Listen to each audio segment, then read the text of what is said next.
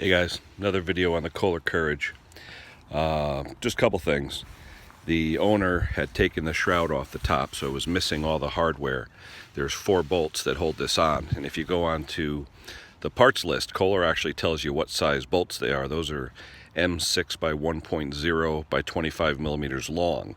The only thing is the factory bolts are shoulder screws because they have a height where you would use a shoulder instead of having full-length thread. But it doesn't matter, you could use full-length thread. So what I did, I went to O'Reilly.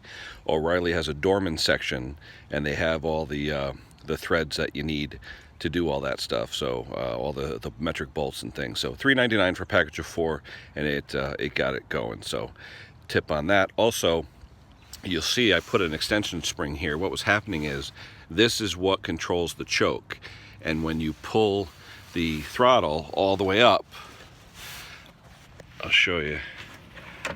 See how it pulls it back? When you push that throttle all the way up, it pulls back, and this thing here actuates the choke rod and closes the choke. What was happening is when you let back off, when you want to run, this wasn't returning because the spring that's on the actual choke shaft had broke, so it wouldn't allow the choke to come back, so the thing would start smoking. Okay, now to get one of those springs for the choke, I mean, I don't even know if you can get those. Usually you have to order a whole new carburetor. I didn't want to do that, so in the interim, if I could find a spring, fine, but this works perfectly well. I put it underneath the screw head so it wouldn't come off, and I put it over here, and it works fine.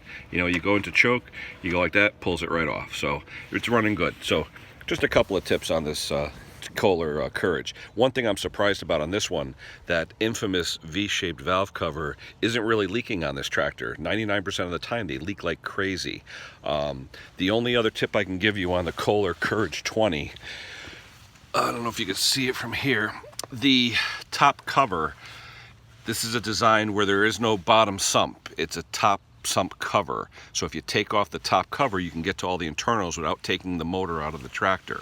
But if you noticed, all these bolts that are in the top cover, when you take the shroud off, you really should check them, because the bolts that hold in this top cover will walk out because they weren't Loctited correctly. They'll hit the flywheel, and the flywheel will pull them, and then it'll crack the block right here.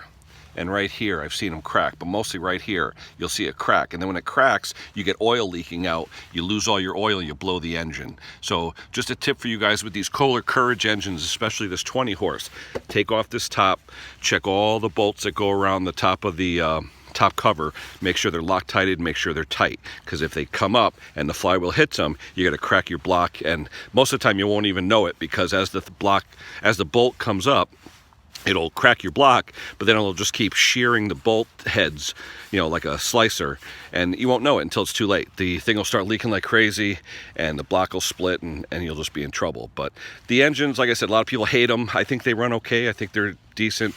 There's plastic in them, plastic cams, things like that. But, you know, for the design of it, except for the poor valve cover gasket and all that stuff, it's not a bad engine. I'm surprised this one here doesn't have the leak back there where that valve cover is. Usually that you can see the cork gasket in there. I'm surprised. First one I've ever seen that doesn't have oil coming out of the cork gasket. So I don't know how it survived, but it did. But this tractor only has about 50 hours on it, so maybe that's why. But you know, just some tips on this Kohler Courage engine. You got any questions? Give me an email, kensmallengines@aol.com. I'll link to the parts list for it in the comments.